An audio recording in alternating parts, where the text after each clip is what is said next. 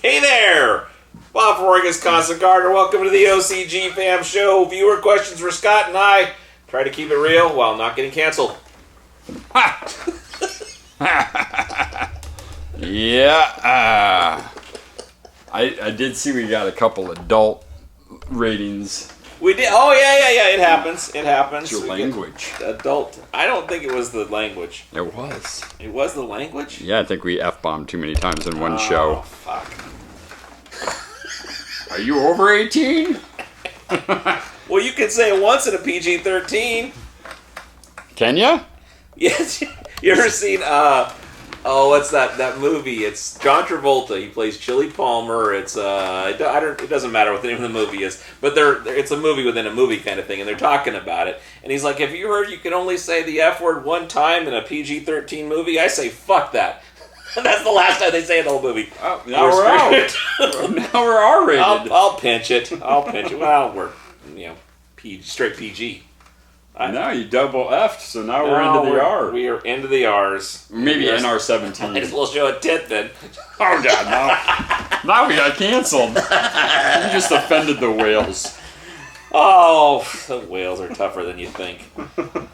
So, how you doing? We can just get into the questions. I think, yeah.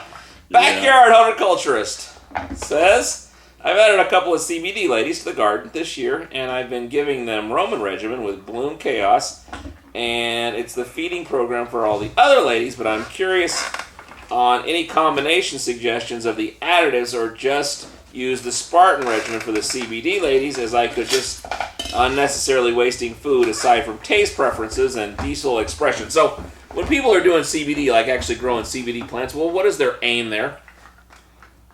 I mean, not everybody wants to be stoned like a heroin addict. So it's a medicine. I mean, you're getting a whole different level of cannabinoids and active medical ingredients, medicinal properties of the plant. I've done those little gummies that are the CBD, and I don't feel anything, but you shouldn't. I feel like I feel better.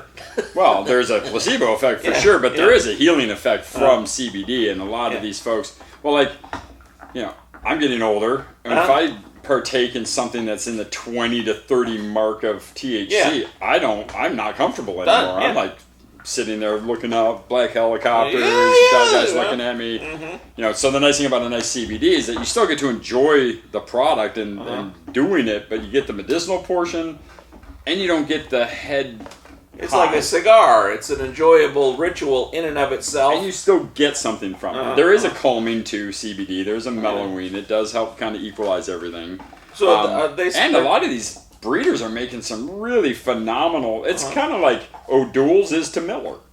So I really like beer, but I don't want to get drunk. I really like smoking, but I don't want to get high. So is this a roll it, bong it? What do you do with it? Cigarette joints. A lot of people, the same way. It's the same thing. It's just okay. I quit smoking cigarettes with CBD hemp cannabis because I could smoke it all day. Every time I had the craving for nicotine, I'd smoke this. I'd mentally park the nicotine out of my head by going, "Oh, I just partook," but I could still function throughout the day. And it was like for me, it was one of the best ways to quit smoking because I was still smoking, but I wasn't hooked on the nicotine anymore. See, this is going to be bad for corporations.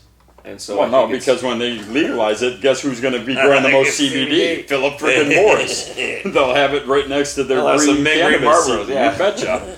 So Marlboro Lights will be CBD, and Marlboro Greens will be straight 34%. So... Okay, so to grow them though, it depends on the breeder. It really depends on the plant, the genetics.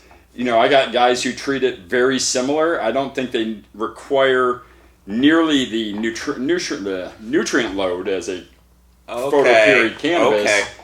So you can reduce it. What we see is like one shot with the basic 4. Now, if your breeder and your CBD is creating a gassy strain of CBDs or a fruity strain, you can still enhance all those same terpenes the same way you would with your photoperiod plants that are cannabis. But you don't need to follow. I mean, I would almost follow the recipe and cut it in half and figure out that genetic and how it works with the line. It will handle the food, but like you said, it could be just a waste of money. Like going Roman on hemp may be a waste of your money. Well, let me ask you this. Would you rather go half strength on everything or quarter strength on the basics and then lean into some of the flavor type things? No, for hemp, I would go full strength on the 4 basics. Yeah, okay. And then I would add in half strength, the enhancements, and then dial those in. But you don't need the full run of everything to get your enhancements. Okay, and would you lean more toward supplementing that with some one-shot? Or would you still just do your bottles and... Either or. What we saw, especially when when Missouri was going big with hemp and Texas was going big in hemp. Back in the day. People loved the one shot because it was affordable. Yeah. They could just add water and then they could supplement with the bottles when needed. These folks that are doing indoor, because this isn't hemp. No. This is somebody genetically designed a plant to not have the THC. I gotcha. So they're getting a heavy CBD plant. They just don't require as heavy of a nutrient load as a photo period, in my experience. So, you're not harming anything, but, maybe dial it back. Or when you get to the end of the feed and you still have a quarter of a gallon of your feed left, maybe go to a half a gallon just by fresh water, just diluting that down a little bit to make it stretch a little bit further. You're still going to give them that nutrition, and then you can kind of dial in the recipe. Okay, a farm or a guy growing for a few patients or something like that versus someone who's a home brewer trying to make something that tastes good to him. Any difference in those two situations? Well, that's the thing. On a farm, you're doing one shot irrigation with a center pivot. At home, you're like tinkering like you would with your photo periods. Just know that with your CBD row, they might want just a little bit less. They can handle a lot less, let's put it that way. Okay, so... They'll take it, but you don't need to give it to them to have them perform. Okay. But like you said, having the extras to dial in the enhancement, yes. If you want that gas, throw the Tritons in your CBD. It'll make that gas come out. Okay. Would you ever have a situation where you were one-shotting it and throwing Persephones or Tritons or Pegasus or something like that, but not doing your 4? Oh yeah, no. A lot of people do that. Well, it's just you're enhancing the terpene profiles and keeping a very basic nutrition program for the growth in the flowering stages. But even still, you probably do the basic 4.5. Oh, one shot to me is like I have a lot of reserves in the soil for when I'm not hitting the mark. They find the mark. But still going to get benefit. The real deal You'll is see a lot from it. Okay. Just so you guys all know, that crunching sound is indeed this. Jack. Hey. All right. Hey, look at that. We're doing animated action shots now on the show. Yeah. Hey, look at that. We're even angled. How did that happen? Oh, there we go. All right. Chef Chris, 44. How important is doing the roots expansion? Now, this was in relation to when you were talking about Bloom Chaos as a root drench versus a foliar. I'm going to go back to the question. How important is it doing the roots expansion nutrients when you're going into bloom? Should you just focus on it for the first week or two and then focus on carbo load and stacking weight? So this was about the moving into bloom and the Bloom Chaos thing. But question as it is, what do you think there? Hey, look at that. I was just talking to Chef Chris on a... Yeah? He goes by, he's got... anyway, so... Yeah. Chef Chris has a New York pizzeria in Illinois. And I'm just saying it. And I only say that because He's difficult like yourself. No, he had filled out a form for a sample kit, and we got to chatting because I saw the email, and I tend to, engage with people for some reason. And so I asked him, hey, you have any trips and tips? Because, I make pizza at home. Yeah. And so, seeing that he was a New York pizza guy, I was like, hey, maybe he's got some tips. And I got a couple good tips out of his email. But, nice. Just to throw it out there. Where is it here? Here we go. Just so the other viewers, it's nypizzapie4 .com. And that's what he does. Just kind of interesting. Anyway, so the question that Chris is asking. How important is doing roots expansion nutrients when you're going into bloom? Should you just focus on it for the first week or two and then focus on carbo load and stacking weight? So we're talking about growing out some roots versus stacking, but any thoughts? I should have shut up at the end of the question. Well, I'm Do the roots keep growing through the entire life of the plant, right up until the end? Well, once they start setting fruit, they're kind of at their, okay, we've matured, now we're going to develop and we're going to produce. They still form, like if you do a slurry test and you prune some roots, they're going to produce roots from there. And they will continue growing. They go look for some water if they were starving or whatever, but for the most part, they're done with that part of the process. Your vegetative and early flowering stages, when they're going for the light, but once they get to that point where they're setting fruit, they really slow down on root production and really step into flower production. Does that affect your nutrient program in any way?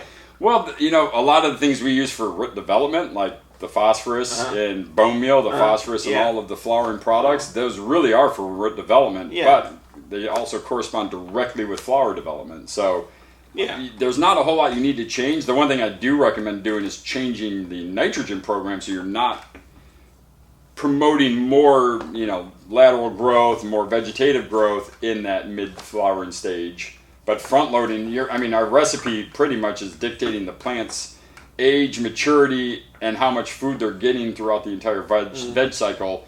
As it's increasing and they get bigger and bigger and bigger, and the root ball gets bigger and bigger and bigger, that's just, increasing everything so that they have more to feed that bigger mass.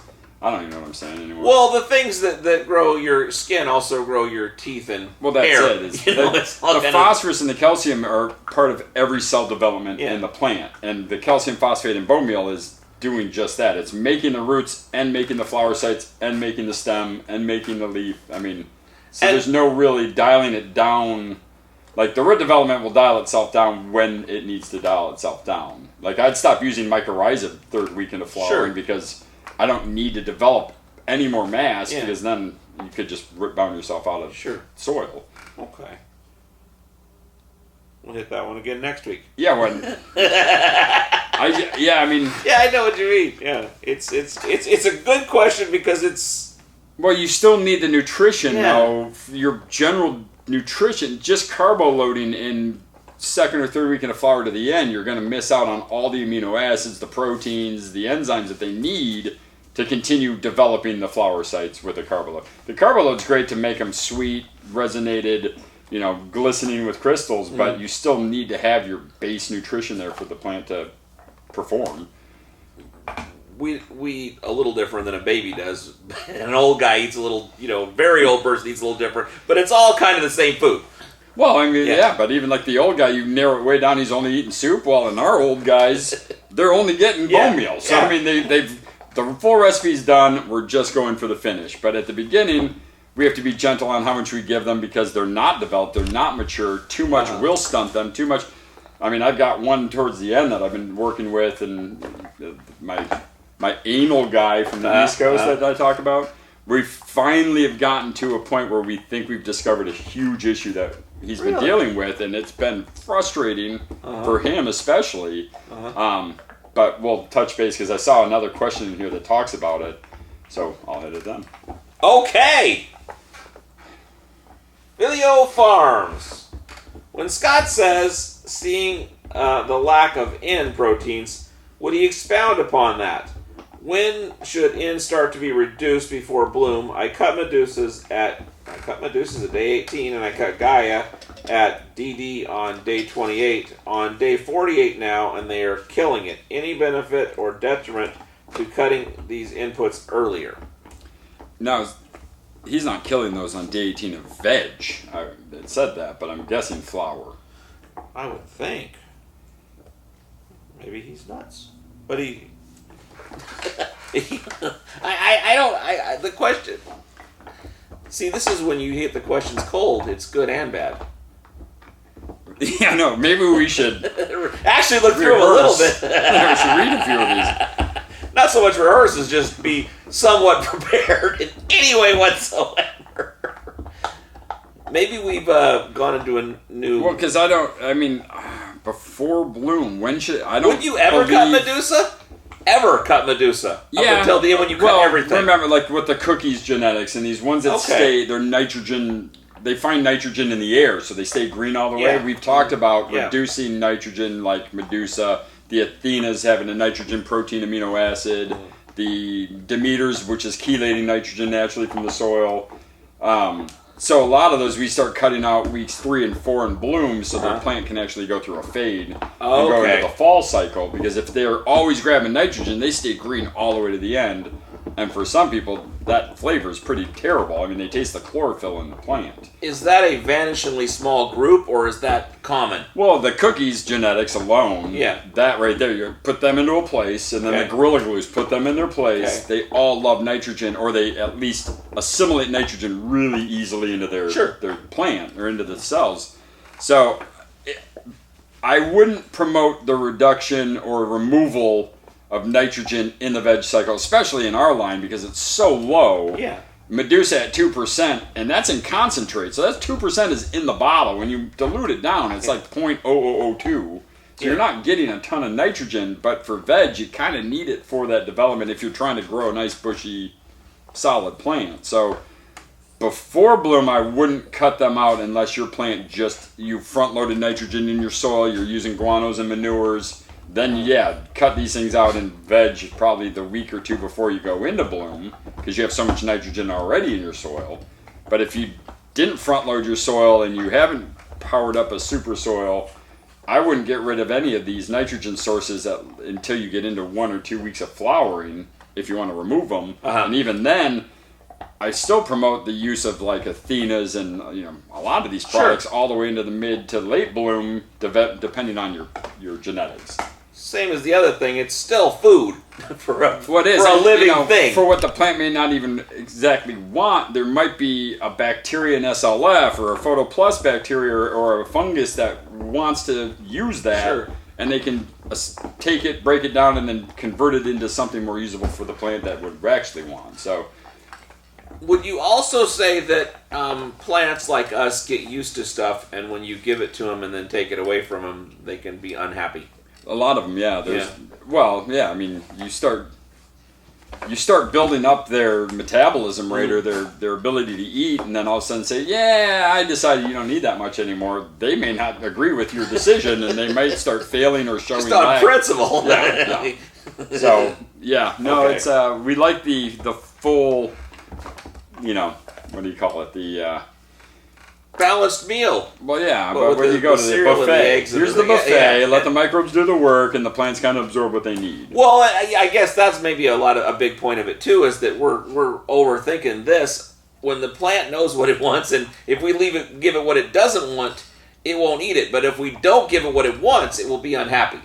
Oh yeah, especially if you've trained it to want. Yeah. It's like, here, you always want this, and then say, well, never mind, you don't want this. And they're like, oh no, we still do. And I've seen plants fail, especially with bloom chaos, because they're ramping up chaos, and they're ramping up Herc, and they're ramping up this, and ramp, and like, you know what, I'm just going to go ahead and stop. And the plant's like, well, once you hit the nitrous button, we're on full blast. And if you're going to just slam on the brakes, we're not going to make it to the finish line. It's like the Twinkies. Nobody appreciated Twinkies till they were gone. It's not at all like that. That's just people are stupid. People saw that as something they can make money on, some freaking garbage that can't expire. Oh, jeez. K. Harrell, any thoughts or... Now we're going to get a freaking cease and desist from Hostess. They'll just copyright claim us. Yeah, exactly. There was some ads on here. Hey, we live in Eugene. Twinkies pretty common. Great. Yeah. Any thoughts or pointers? This is from K. Harrell. On front-loading Herc, Demeters, or Triton, flower ? Using Athena's aminas to maybe keep it mobile to have for the flip to flower. Front-loading is bullshit, right? Well, no. Front-loading one shot because it's in there and it's solid, but you're not front-loading liquids, unfortunately, because they're soluble and they will water right out. So, the one thing I have seen people do is they've been increasing the Cerces. Now that Cerce is out there in the last week of veg, because when they do flip it into flowering, they're finding a way faster flower response time as far as like them triggering a female response and then putting the crystals on a lot quicker. But because we're so digested and soluble, front loading, it's not storing. I mean, when you add it to the soil, it's not building a reserve, because every time you water, it's kind of getting pushed down below further and further. I guess some people might think about this, and I don't know if it's actually true, but that you may be kind of front-loading this into your microbes that are running through a cycle, that you get a little bit ahead of the system or something. Yeah, but even then, it's so soluble that one watering in it defeats the purpose. Yeah. When one shot, I mean, the front load would be doing the one-shot piece. That's something that's solid in the soil, some kind of one-shot preferably, but... And then your amino acids will kick in and help with that protein. Hey, it's not here. Stop it. They heard the signal that my son is home. We're at work, and my son went home, so... They're excited. And Juby's over here like, I want to go! I know that sound! So yeah, I don't know about front-loading the liquid portion just because... But you can take those same components in one shot and front-load, and it will help that transition and speed it up. It's not him. Hear that? Have you ever thought about making some custom one-shots? What do you mean? I don't know. Like, you know how you've got different nutrients that you do for different things? Yeah, we did. Chimera. Yeah. That's a custom one-shot. Well, okay. That's a great idea. Yeah, and I'm actually working with a guy on the East Coast that's making a super soil for his customers using our base. And we've been chatting on, so I'm making him a couple different things to put in his mix. You remember we were talking about the recharge kit a long time ago, and whatever happened with that? It was going to be like not a recharge kit, but it was something you could put in the soil to, it was like a dry, it was like... one shot.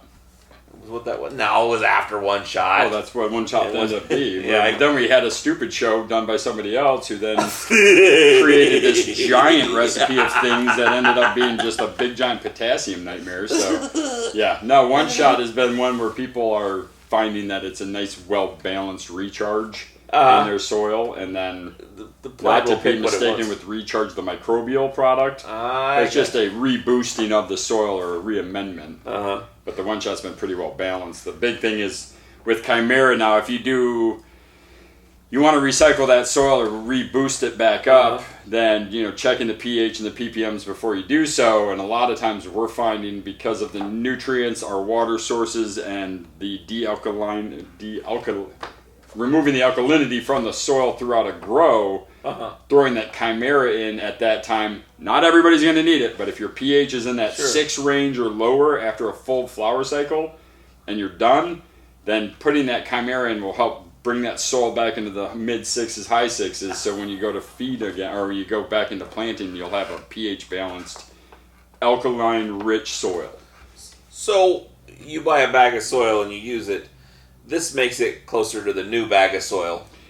Closer, but actually it's making it a little bit more intense because you've already ran through it and you've put bottles through it. There's reserves of that. Then you're recycling it. All the dead root mass and tissue becomes microbial food source and more humates, and that all starts digesting the compost. And I mean, really all it does is saves you money and builds a better soil tilt as far as... it's not fresh peat and fresh core. It's actually digested, broken down peat and core. So when you go through this, you take this bag of soil and you actually run some plants through it. In some ways, this soil is better, and in some ways, it's diminished. Yeah. You've taken the nutrient load out, but I think if you are balancing it correctly, you can rebuild that nutrient load and use it as a substrate. Instead of starting a new business, you're going into a business that's already been running. They've got all the copy paper and the staplers and all that stuff. Okay. All right. Good answer. A. Gross. How late in flower is best to use Persephone's palette? How late is it best? Persephone, for the terpene enhancements, I wouldn't, if all you're doing is using it for the, it's such a microbial food, so, we promote it early through flowering because you're really feeding the microbes a lot, but then the sulfate in that lignin is enhancing the terpene profile. So how late would I hold off before I wouldn't? I guess, there's two sides to this. Is there any nutrient that you would use, boom, right at a certain point in the growth stage, as opposed to just using it all the way through and maybe a little more, a little less, or whatever? But for the most part, you're using this thing all the way. That's Tritons I would use from week 4 on. to make my gas. Sure. Persephone, because I use it more of like a molasses, I'm using it start to finish in flowering. Well, I don't use it in the last week of flowering, but first 7 weeks of flowering, I'll be using the Persephone to enhance the microbial field that I've been putting in on my tea days to then encourage them to digest more of the other parts of the line that are being fed. So there's no the latest. I mean, So there's obviously with anything a saving money feature to it, but if cost is no issue, there's no reason not to. It's promote to use it all the way through. Now, if you do budgeting, and you're using that more for the terpenes, then I would say week 4 through week 7 would be ideal because it's going to enhance the terpenes while they're actually being developed. Of bloom. Of flowering, Okay. All right. That's a good answer. Stephen Mayo. Nays. Mayo. What's your DOR? I call myself Dijon. Now this is a good one. I don't know if it's a good question, but it's something I've wondered about. Can you talk about potassium? Why isn't potassium pushed in flower? Maybe it's just a role in a nectar grow. I can't seem to find a lot about Poseidonzyme being used in flower like you would in synthetic lines. So potassium, is it different in nectar than other grows? Well, most other synthetic nutrient lines are the mineral-based or the salt-based. They operate very much on a nitrogen, potassium, phosphorus, or nitrogen, phosphorus, potassium system. And if you kind of look into how these elements are mobilized in the plant and what they actually are bringing up into the plant, what we found is nitrogen is very high energy, brings a lot of water into the plant. Because it has to grow. So it's making all these cells, and you got to have all this nitrogen that brings in the water to make the cells nice and round and big. Well, potassium in this industry, all these companies put out these PK 1314s, which is potassium phosphorus or phosphorus potassium PK 1314. So it's a 13-14% potassium phosphorus mix. Potassium very much allows a lot of water to go into the system, into the plant system. So a lot of guys like that high potassium because it makes the flowers swell up in the flowering cycle. So a visible room looks phenomenal. Because you walk in, you're like, man, I just hit them hard with this potassium. And it just sucks up a bunch of water and makes everything swell up. Well, we found out from a customer, this is one I was going to talk about, but he was having all these pH issues with his feeds, so he dropped off Olympus Up, because anytime he used Olympus Up, it'd just make it too high, and then the soil started climbing, and he was battling high pH in the soil. So we took the Olympus Up out, and we used a competitor chemical brand's pH Up, which is potassium hydroxide and potassium carbonate. And then he got away from that company's and just went with the potassium carbonate pH Up. Well, all of a sudden, all his fruit was huge. Everything looked great until he harvested, and it all ended up looking like, and this is not normal nectar. This and this. This is, I don't know what movie it was, but you see there's this giant fruit, and then it goes, it's hollow inside. Yeah, it's hollow inside. Smell it though? No. I mean, it's amazing, everything else, but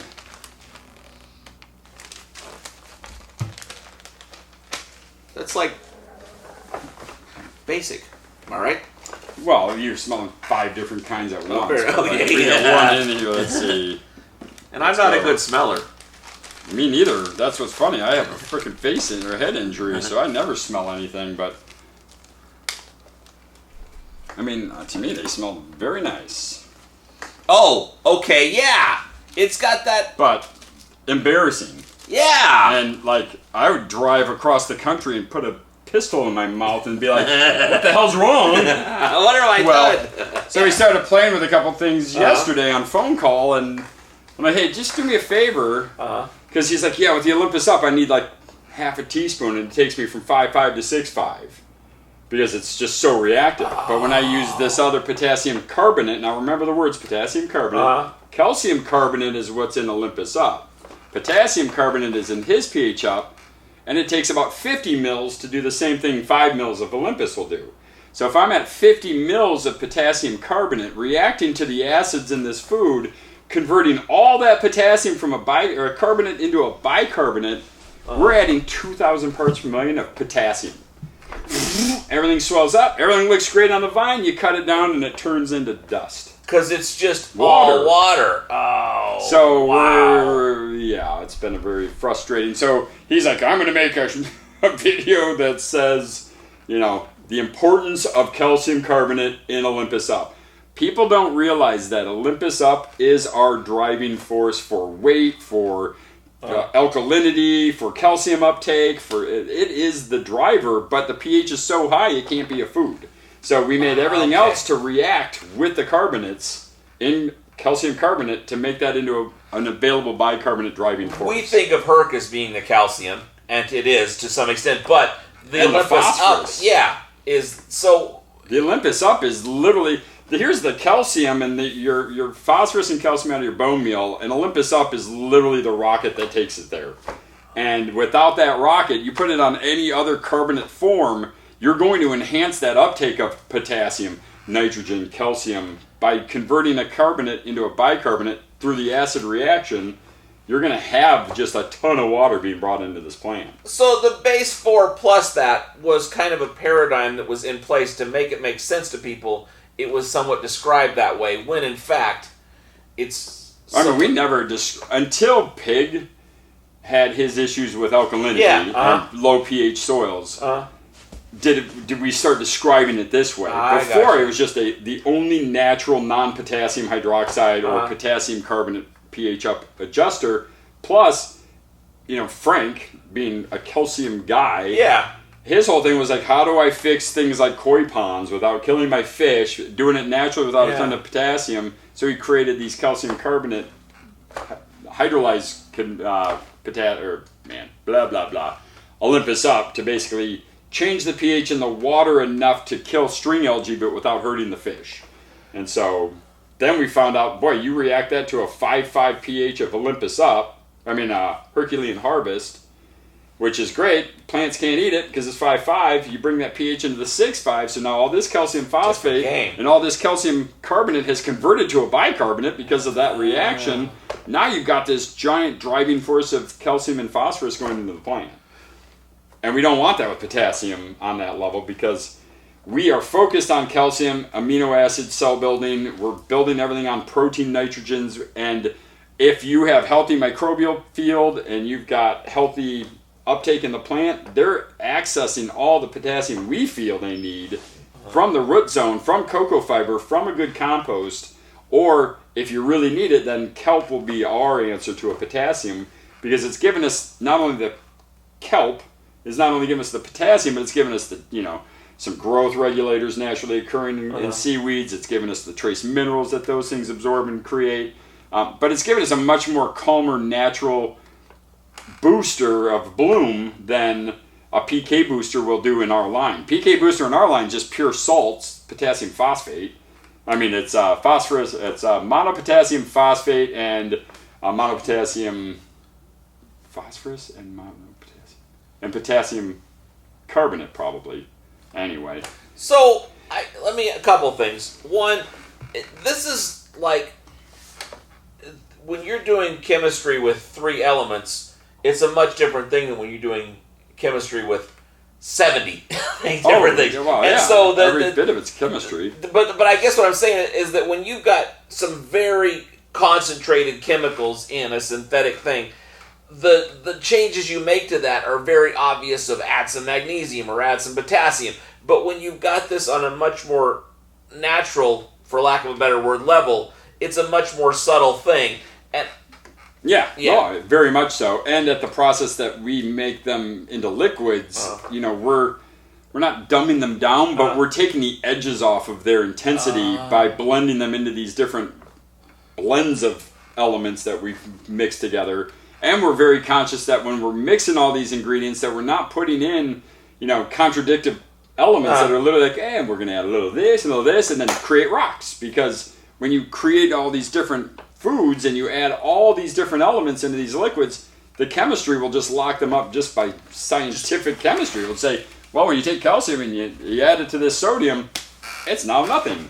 So if you were cooking your steak with salt and pepper, you'd use quite a bit. But if you're adding some onion powder, some garlic powder, some oregano, and all these different things, or you're taking the Montreal seasoning, you leave off these two. But if you're not using that, you add more of these two. So you'll cut the base things that you do. You will use less of them because you're using more of these other things to some extent. And the guys that go off schedule, off recipe, and they pump in a PK booster at the very end.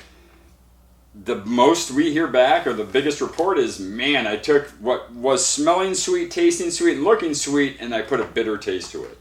And it's because you literally just promoted more uptake of water into this flour that then has to swell, and in doing so, they have to develop the swell, which will be nitrogen, which is going to create more vegetative growth. So we just have never been, everybody wants us to make a PK booster, but it's not a natural thing in the sense of, it's a great way to make your stuff look great. I mean, if all you're doing is taking photographs for high times, PK booster the crap out of stuff, but when you're yielding and you're done, I know, buddy, you're all love. There's just not as much of a benefit for us at the harvest time because all that water evaporates off and you end up with what this guy's dealing with. So you don't just go back to what it actually was. You go below what it actually was. We tried. Well, it takes all this water.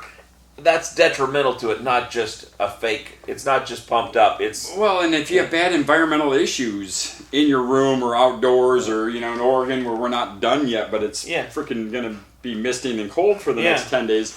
Well, all of that water in the flour now has to evaporate off, and if you don't have perfect 40% humidity and nice sunny days, problem. Now you got mold and you got mildew and you're feeding a potential problem. Water and cells on a plant are basically bug food.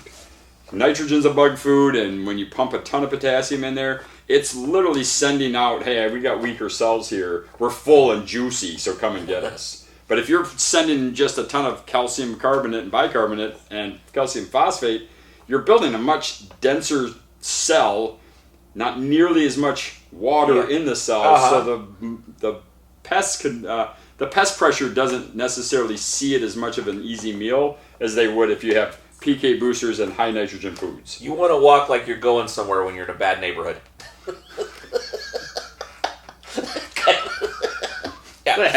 That. Okay. Graybush, 1976. Remember the 70s at all? Oh, yeah, I was I was born in 71. They were dirty. Well, I was 10 going out of it. 70s were awesome. Well, they were kind of. They were also 80s awful. Turned bad, but the 70s were the year. That was Reagan. I thought he was a good guy, but I don't know if he was. Who knows? Not a political show. No. Now Carter, I thought he was a bad guy, but he was an idiot. Yeah, he was a complete moron. But hey, I went to college for free on that idiot. So. Nothing like interest rates like that. You will never. Oh, so there's my next door neighbor, or the people across from me. The kid moved in there. He was from Texas, and he wanted to go to U of O Law School, but it's out-of-state tuition. So they bought a house here. And and they probably, after 3 years, sold that house and paid for. Well, when I went to college in Lansing, my roommate's dad was like, "I'm not paying $750 for a room there. I'm going to buy the $150,000 house, and I'll sell it for You'll be there for 6 years, and then I'll sell it for $400,000." And that dude made money on housing for his job. You got to be wealthy to be able to jump into that game. And thank God my buddy was rich because I only had to pay him $350 a month for rent, but. No, they just like, if I could buy it and then sell it when you're done. This is the rich get richer and the poor get poorer, but not a conspiracy, just that you have access to more. You just know how to play the game. Yeah. And the downfall is that ain't happening anymore because that interest rate isn't there. It was in the 90s, when the profit's been taken out of everything. Everything. Well, we'll figure it out. When saying there's never too much calcium from Herc, as long as you're running the other nutrients in conjunction, what about when you're ripening with Herc and Aphrodite minus the rest? In my case, I run Cerces in combination with the Herc through ripening for the last week. let's talk about ripening stage of the final flower. Yeah, I mean, because now you're weaning this plant off of everything. You're getting to the point where you just want to fill. You're hardening off that fruit at the very end. Yeah. This would be the time that there might be too much of anything. And it's just because you don't want to put the phosphorus in there. You don't want the parts per million in there. You don't need that nutrient charge when the plants are shutting down. So all the way through up until you are fine with your flower development, you can't really you can, but it's harder to overdo the bone meal. But in flush, pretty much anything past 2 tablespoons, there's a diminishing return rapidly. You're just wasting money. You're actually trying to promote them to grow again because you're giving them so many parts per million. They get confused. If they were in nature, there comes a point where they're like, well, we're done. Oh yeah. And you're telling them, no, it's all good. No, by my breeder it says 2 more weeks. But just listen to the plant. Just sit and watch tube and hang out. You're gonna be fine. And they're like, no. Okay. You can overdo. I think you can definitely overdo Herc in the flush in the stage of. I think the worst case is you're just it'll bring an off taste at the end where it's just there's an off flavor. It's not right. It should be. You can't quite pick it out, but it's not. Yeah. You know when you eat something, oh, that's good. It's not that. No, it's everything you try to enhance will start muting down because that one thing Herc is trying to do. I mean, if you overload it at the end, but I mean, I think that's the question that's being asked is because we've made that statement, you're not really going to mess it up with Herc. Yeah. Until the end, then anything over a tablespoon, you're just throwing your money in. Now, I've had a lot of guys do 1 and 1, tablespoon, which is fine. But I think I really am focusing on trying to get them to get into fall, get their color changing, and I'm trying to starve them while hardening off the fruit. And the best way for me to do that is with Herc. Do plants run out of food in nature as well? I mean, as things get colder and the year ends, do they start... It gets harder for them to find. If they're not getting the sun, and which is where they get most of their energy, from, right? Yeah, and everything, and like in a perfect setting in a rainforest, no, they never run out of nutrition because it's a constant cycle of breaking things down and organic matter falling, but there's no elves out there feeding them Herculean Harvest and Believer's Destiny. It's a deer dies and a tree limb falls on it, and then fungus breaks it all down into humus, and the humus now feeds the plant. When we grow indoor, are we simulating the sun through more nutrients in the soil, kind of to some extent? Now the lighting that we're using, that's the energy, because all the food is really just to balance off the energy they store from gamma radiation, and then they convert that to say, hey, if we're going to start breathing, we need to start actually accessing proteins and enzymes, and so it's just a balance of... giving them more food. The thing with, if you do this with most plants, you can't push lettuce to yield bigger, and you can't, you can hammer peppers and you can hammer tomatoes, but at some point, it's a diminishing return. Sure. Cannabis is you can mainline this stuff, and it will grow, and then you just turn it off, and then okay, done. I mean, it's crazy how responsive cannabis is. Most plants, you can't do what we do with indoor cannabis, because if you did this with indoor tomato, you would see a really bad result fast. You can't follow the Roman and do a feed tea, feed flush. They would be like, how about a feed, water, feed, water, because they just don't need that much nutrition. Cannabis loves it. And crazy hops, too. I mean, hops, you can feed the crap out of hops, and they will just grow. But, yeah. Good answer. Good answer. All right. Don Juan. Don Magic Juan. He's great. Juan is his name. Juan. I've got a question. I would love to hear Scott's take on it. It's well known about feed tea, my question, etc. My question is, would there be an adverse effect adding microbes to a feed? For instance, mixing regular feed, then pH, then add SLF 100 and, for example, some megaphos. I understand it's good to do a tea day, but just wondering about adding microbes with feed. There would be any reason to scientifically not to do it. Thanks for your time doing these shows. Blah, blah, blah. Thank you. Shows. So, Mammoth P. No, Megaphos. But these things of Oh, the downfall is a lot of the... Yeah. So, now SLF I don't have a concern about because it's suspended in a liquid and it handles pretty much anything. I mean, it's designed in the harshest conditions, and that's where SLF was built. Sure. They make bad conditions. These things survive. There you go. And it's by its nature general. Oh, it's an ever-changing general. Yeah. As opposed to someone went into a lab on someone else's money and created an exact thing that did an exact response in an exact situation and decided they could make money out of that. Yeah. Is that a good thing? That's a whole nother show. So, with like the products, especially spore-formed powders, I do not like adding them to nutritional days. Yeah. And it's because the spore is fragile.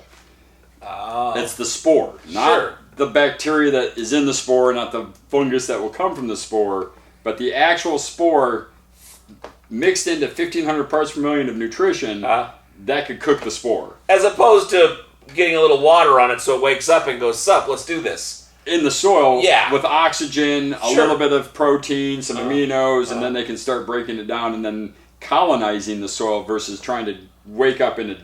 It's like going, well, I went to bed and it was 62 degrees, and I woke up and it was 197.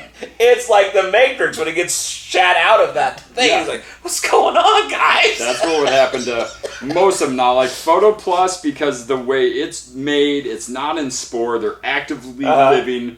So with Photo Plus, SLF, you can do your feed, pH it, because the pH change will kill microbes. Sure. So having that all pH and then adding those two in there, not a problem. Anything in powder form, on its own day with fresh water, give it a chance. I mean, I don't even like feeding the next day after a microbe because I don't want to jeopardize that germination of all those spores to become living organisms if I hit them too hard with a heavy feed. So these are specialized specific things that can be extremely effective, but are not they're not good with a feed. Not blended. Yeah. And that's it. For your bang for your buck. I mean, you're spending a lot of money on some of these products. I really focus on my microbes. The reason why we promote a microbial day is to give those microbes a chance before we start hitting them hard again with mid-bloom food with mycorrhiza spores in there. They're dead. Yeah. But if your mycorrhiza is germinated and done and it's now breathing oxygen, is attached to the roots, they'll eat everything in that bottle. But in a spore, you're cooking it. Yeah. So it's like, well, again, the baby and the adult thing. Yeah. It's like, not prepared for this. I got to just let me I chill can for handle a day breast here. milk, but you give me a steak and it'll probably kill me because I won't know how to process can't even eat it. So it's anything in the powder form, I would highly encourage doing on its own day for its efficiency and for your wallet, because you're spending a lot of money on products that you're just going to kill with a high ppm nutrition. Once they germinate, they're all hardy. They can handle the food, but they just can't handle it before they're alive. Okay, that's a good answer. It was a good question. Trip Soup. I have a question about watering practices. How dry should I be letting my pots go? I use 7-gallon pots for flour, and usually by week 2 of flour, I feed each pot 1.5 gallons of mix or tea every third day. The pot isn't bone dry in the middle, and I assume the bottoms are still moist. The pots are still heavy, but the top gets dusty and dry, like a few inches deep. I think it's due to the Herc and all that. I'm not having issues, but I'd like to know if I'm doing it right, or how others do their watering. I'm concerned I'm killing the microbes going dusty like this, but again, I'm no scientist.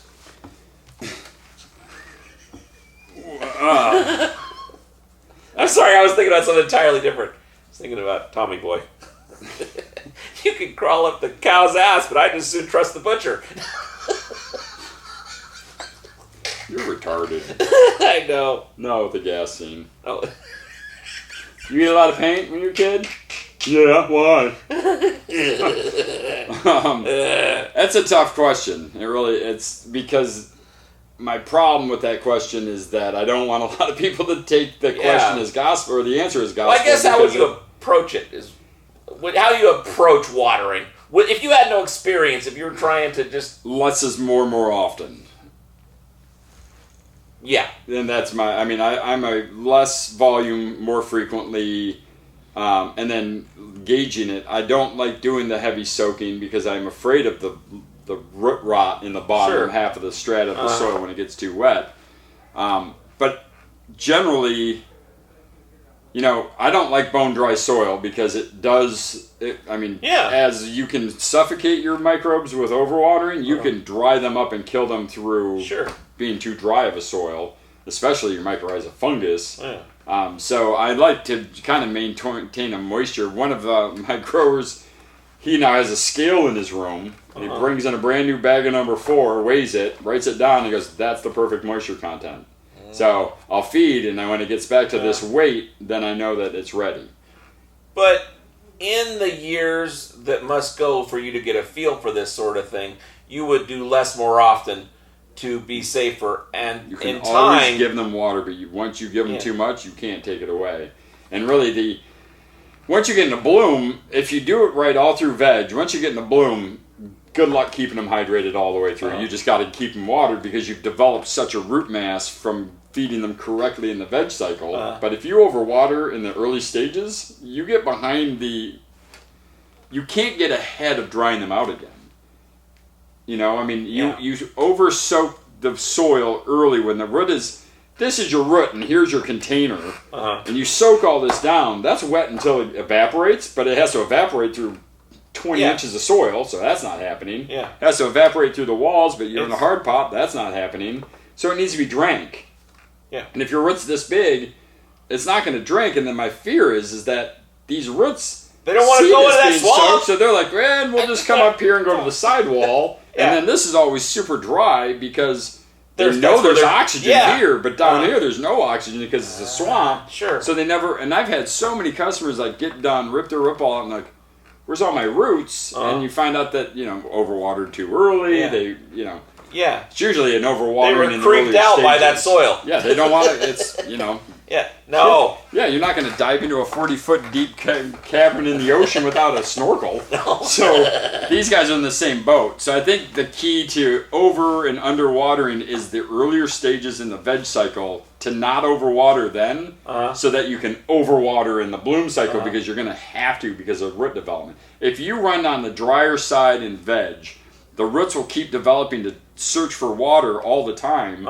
And then when you go into flowering, you have a much more developed root mass. They can handle a lot more abuse when you got a bigger root mass. So I guess if you give them too little water, you can see that probably in the leaves as they kind of droop a little bit. And then you could give them a little drink later in the day. If they're, you can always come in and give them another cup or another quarter. But no, and that's the nice thing about early stages is you can walk in and they're doing this, they need water.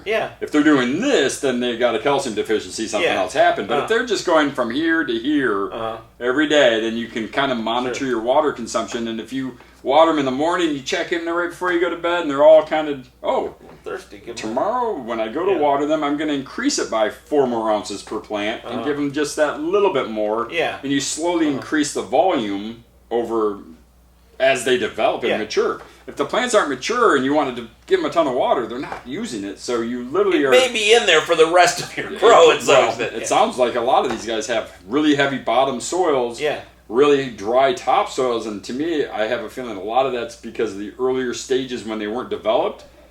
A lot of people are taught when you transplant, soak them in. Why? I don't understand. So...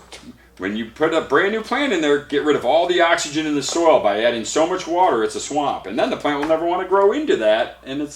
But it doesn't, I just water, and I think we've talked about it before. Anytime I transplant, I still water the container size that I was planted in for the first week or so, because the plants are going to go find that in water wherever it goes. So, it's more about the early stages. I guess my answer to this would be, practice and learn the early stages of watering and during the early stages of growth.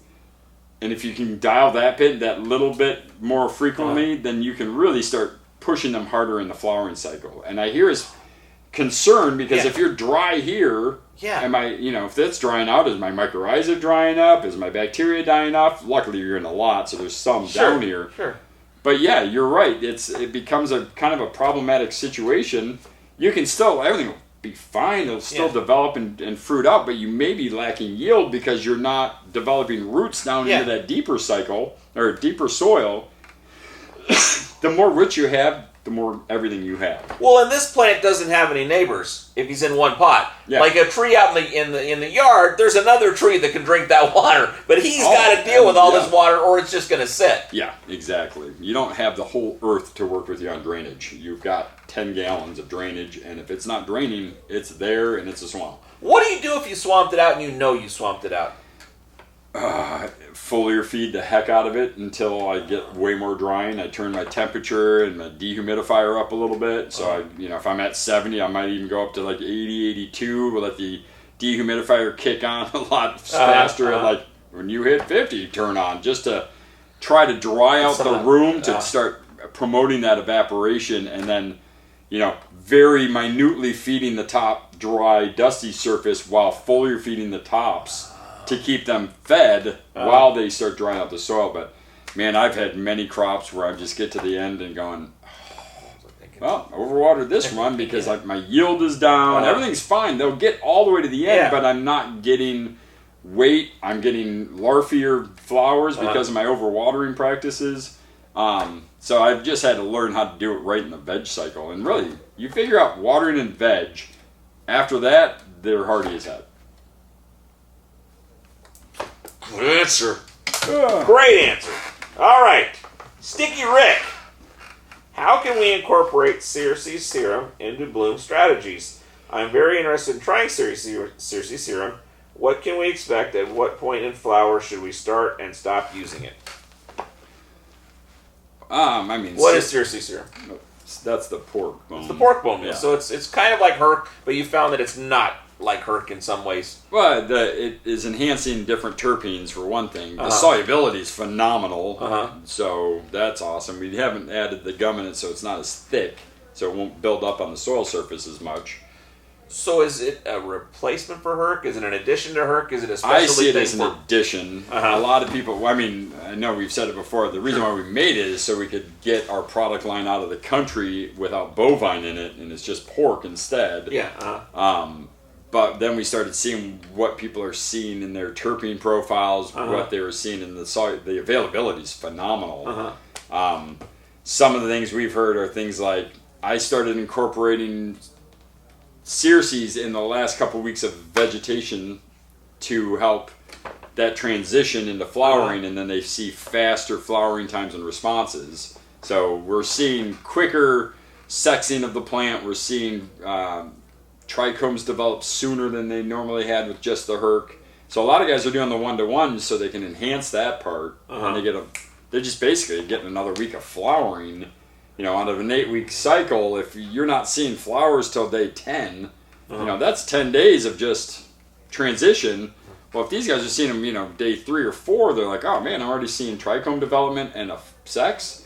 That means they can to push them harder throughout the cycle. Getting up earlier in the morning you're getting started earlier. A little bit, yeah. So, I now have guys that are finishing with just that instead of Herc. They like it's again, we've offered you this recipe. Figure it out. Here's the ingredients to, not all of us like the same spaghetti sauce. So here's this to be able to dial these things in for your genetics. What I can say, if you're trying to enhance the earthy terpenes and the fruity terpenes, then this is a great one for that, in the sense of start pumping it week 3 through 7 as a terpene enhancement. If you're just looking for the bone meal part of the development of the flower, the size of the flower, the flowering cycle, stage, speed, then I would start it much earlier, like the last couple weeks of veg, and then run it all the way up until the last week before harvest.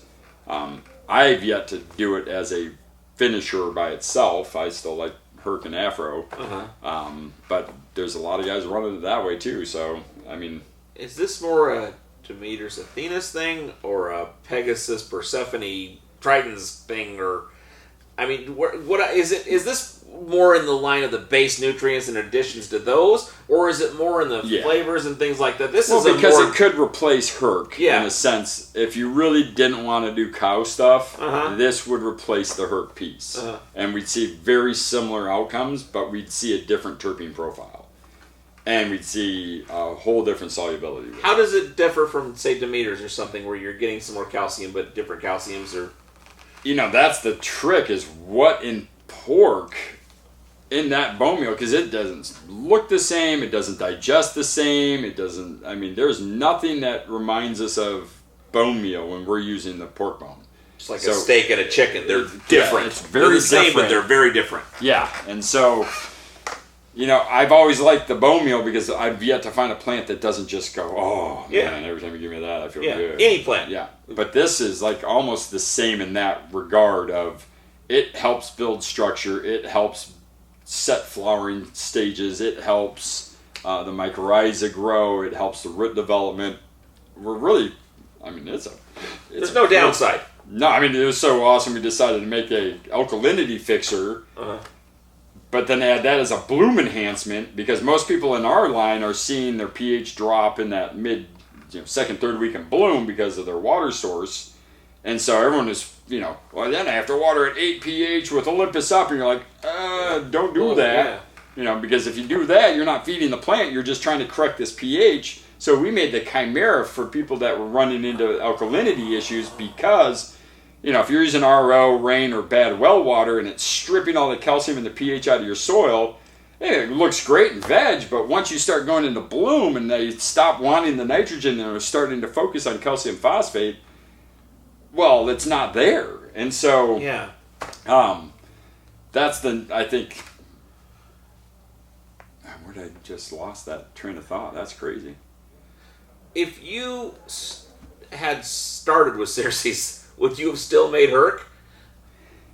Well, we never would have been able to start with Cerce's in the state or in this country because there is no pork. Yeah. You can get pork bone, but it's blended with turkey, chicken, and beef. Oh. So, our pork bone is the only product we get out of this country outside of peat moss from Lithuania and cocoa fiber from India.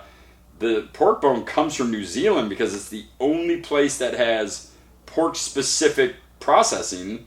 And so you can pick up their bones as pure, clean New Zealand pork bone, and there will be zero turkey, chicken, pig, or cow. So that's kind of why we started with bone. We're in America. Everybody eats hamburgers and steaks. So bones are very plentiful. They're a byproduct. They're waste. They're literally throwing them in landfills when we don't buy them. Not enough people are buying bone meal for farming, which they should, because it builds soil, it builds plants. I've yet to find a plant that doesn't love this bone meal stuff. Yeah. But, so we stuck with that one because it is way more available for us to be able to find.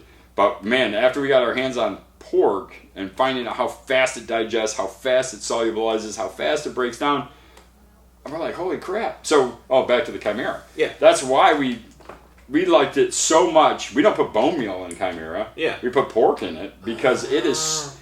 When we put the Chimera in to fix your alkalinity, it's correcting a little magnesium deficiency because everybody thinks they have a mag deficiency because their pH is off.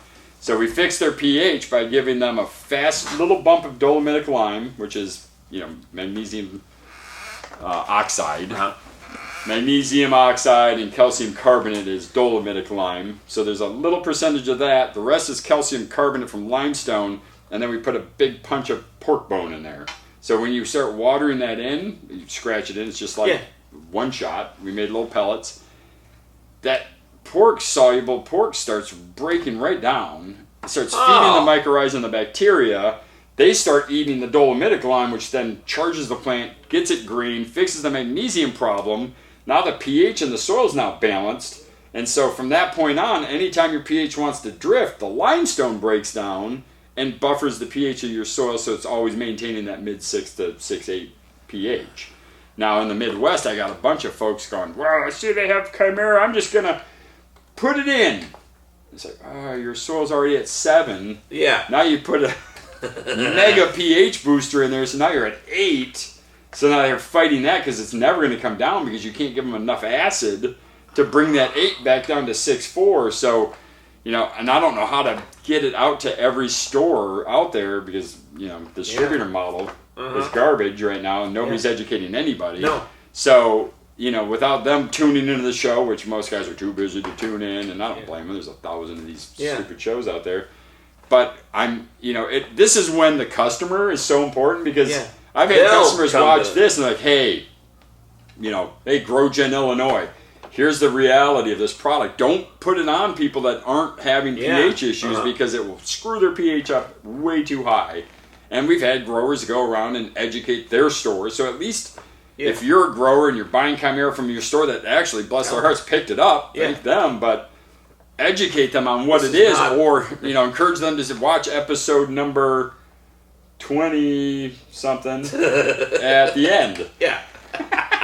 22 at the end. So, it's really up to the grower to start educating. Well, we've wanted it for a long time, make the OCGFAM show for stores, but there's just no practical way to do it. We would have to do it, and they'd have to watch it, and those are two unlikely things. Well, and I don't think they would be as appreciated, and that's the hard part. And I think, what I'm getting a lot of for this show is that, and I don't want to do it, but we have to, is literally doing an audible Bible.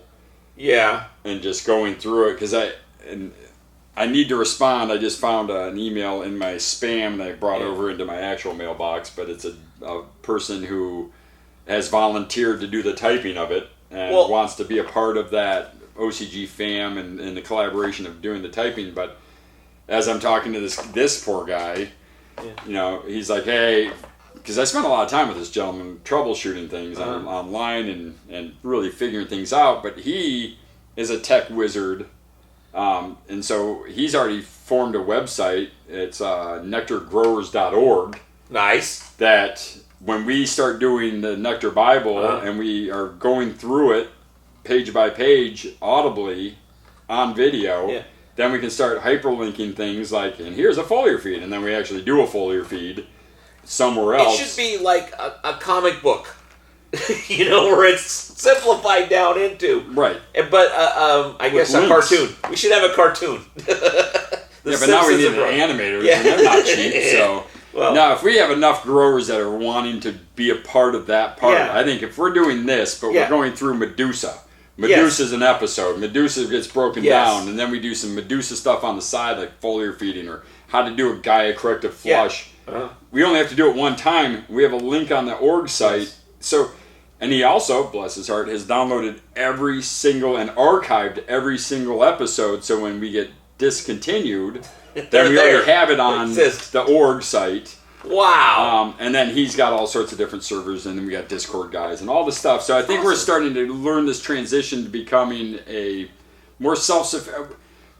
I think right now we desperately need a new Bible. We desperately need to revise it. We need to add in alkalinity, Chimera, the microbes, Cerces. We need to work in a new feeding schedule, and we kind of got to do that from a grassroots level back up, and we have to do it with revision. With all the new changes in the last 2 years, that's changing some of the foundations of the last 7 years. Well, this is there in video editing software. There's Premiere and there's Final Cut Pro, and Final Cut Pro at some point decided we need to change everything, and they threw the whole thing out and started over, and it sucked. Premiere just kept going. And Final Cut Pro now is better than Premiere, in my opinion, because they bit the bullet, threw out everything, and started over, as opposed to just trying to stack more stuff on top of a rickety structure. Yep. And I think that's what we have. And this industry is a rickety structure. Yes. Not us, but the industry as a whole right now is just... It's not even growing pains. We're at death pains. We're literally at the end stage of this industry. Yes. Because greed has so overwhelmingly consumed the people in it that now they're all failing. And what makes companies survive are growers who give a shit and actually want to be a part of a community of growers. And I think we have the clients that have the skills that want to be a part of what we're doing. And I can't wait to start. It's just, we got a lot of slow months ahead of us. So if people are growing weed and smoking weed, there's an industry. So, it's not like buggy whips. Buggy whip industry went out of business because nobody needed buggy whips anymore because they got fucking buggies. But this is a rich it went into the specialty market of S&M. Which is a much smaller market. But then the internet killed that. Growing, but the internet killed those. I don't need to do this. I can just watch it. Yeah, well, and I can order it online. I don't even have to go to the place to buy buggy whips anymore. So now I can secretly have it shipped to my home. I don't think the consumer market has changed in the least. It's the industry that's feeding off itself. Oh, no. Well, it got to the point where the guys who really wanted it had to do it underground and quietly, and then they'd hook up their homies at a risk price because they're risking a lot of their freedoms to do this. And then everybody's like, hey, we should vote to legalize this. And it's like, yeah, that's a brilliant idea because once they legalize it, then Big Gov steps in and goes, hey, we like what you're doing. We like 82% of that. Yeah, all that profit you made off being illegal, that's ours. That's our. That's that Cadillac you buy every fall. That's our Cadillac that we buy every fall. You're not going to go to prison, but you're going to live like you're in prison. Well, you're going to live like you're picking lettuce. Yeah. And so I think as we watched, and then we had, a year and a half, 2 years ago, we had some big giant industry monsters that stepped in and said, we're going to buy up all the people that we think are the best. And then their competitor decided they're going to buy up everything that they wanted for it. Mm-hmm. So now we have a two-party cannabis system that's literally dictating how you buy. Mm-hmm. But there's no industry because it got so big so fast. And what happened was because there's so much, the price goes way down. So then the growers can't afford to put in the inputs, so their inputs go way down. And now we have this common denominator of ditchweed garbage in every platform, and people are really excited about buying a $100 ounce until they smoke a $100 ounce, and they're like, what I'd really like again? A $400 ounce because it worked. I don't care if you give me this much and takes this much to get high. I don't want it. No. But if it takes this much of this one, I want that, and I'll pay you $20 for this, and not $20 for this. Well, it's kind of like that whole mergers and acquisitions where it was more profitable to buy a company and destroy it than to buy it and run it. Oh, yeah. And that's what's happened in this. No, and they'll continue doing it. And, it really comes down to the grower has to vote with their dollars. You have to vote with your spirit, your morals, your whatever. At this point, we're at a point in this industry where you're going to see the smallest guys. A lot of people are just disappearing. It's crazy how many companies have just bellied up in the last 12 months. And how many of us are just holding on because we know what we do is unique. We know, I've got a bunch of colleagues that are in the exact same boat as I am. We're all calling each other every day like, okay, what do you see? What's next? And what we all are focusing on is our consumer grower. We don't have our giant commercial farms are the guys with 40 to 50 lights. Yeah. That's our giant commercial. These other nutrient companies, their giant commercials are like 300,000 square foot Walmarts that they've converted into hydroponic 3-tier systems. That's great for the guy who really just wants to get a head high and, go home and beat his wife. Go nuts. That's the stuff for you. Our guys don't want that. They want the whole experience. They want to smell it. They want to taste it. They want to feel it. They don't want to be angry about it. They don't want the headache from it. They don't want the cancer from it. They don't want the, If I can't care about it, I don't care about doing it. That's the world we're in right now. Yeah. Most people don't care. Yeah. They really just want. They just take, but nobody wants to really think. And so, hopefully, we don't lose the thinking variety of grower, because that's who we've catered to since the beginning. We've never pretended to be anything more than, honestly, if we could just go right back to medicinal marijuana, I'd be so on board with medicinal marijuana because that's what it was about to begin with, and then it turned into, I could buy it at 7-Eleven. Well, yeah, what you can buy at 7-Eleven is, Miller and Mad Dog 2020. And well, there's the internet and social media have made these very small groups that we call nobody and everybody. And they're not the majority. They're just the loudest. And so it feels like nobody cares and everybody's doing this, but it's really just a couple of assholes. And if we get through this and just kind of stick together, we're going to be fine. It's it. And, we did really well with the black market outdoor guys for years. They were really the ones that helped us build. Everybody helps us build, but you get into July, August, September in Oregon, in Southern Oregon, it's just like, all right, well, that's our winter. That's going to get us all the way through February on the slowest. We're very seasonal in this industry. There's a lot of indoor growers, but they buy quarts and gallons. The guys down in Southern Oregon, they're buying the pallets of 5s of Herc once a week. Yeah. So it's like, okay, this is great, and that's for great for the black market, but the black market died on that level. So they didn't even fire up this year because there was no point to fire up. No. It's like, well, I'm not doing all this work. I get it. This is not... Anyone that says pot growers are lazy or, dumb, or it's like, you guys have clearly never grown. No, this is... No hard. Thanks for at this level. Some of these guys that have these... I mean, have you ever tried to operate a 48 plant farm? Now try a 50 acre high-end cannabis farm.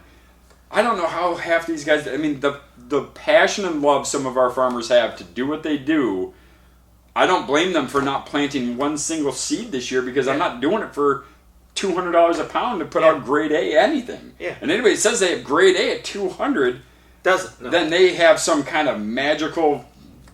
unicorn poo they're putting on their stuff to make their things taste better outside of just pure 3-part nitrates and phosphates. So it's... I don't even know how we got on that tangent, but... It's, we need the micro guys. We need the education. Oh, we got the Bible piece. And I think that's it, is we need to pretty much, when we're done with this, because I'm just dropping this on Bobber today, is look at this, chat with this guy here, chat with the guy who wants to type, and just say, hey, here's what we're going to do. And if we do this 3 times a week, not for the...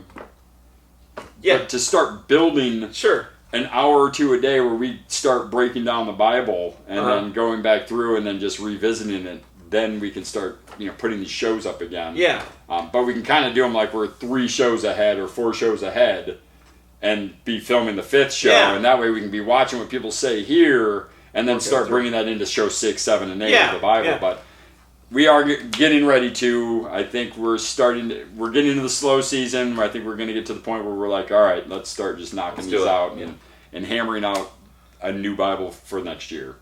Okay! So that's that goal, and Booyah! That's a show. That's it. Okay. Yeah!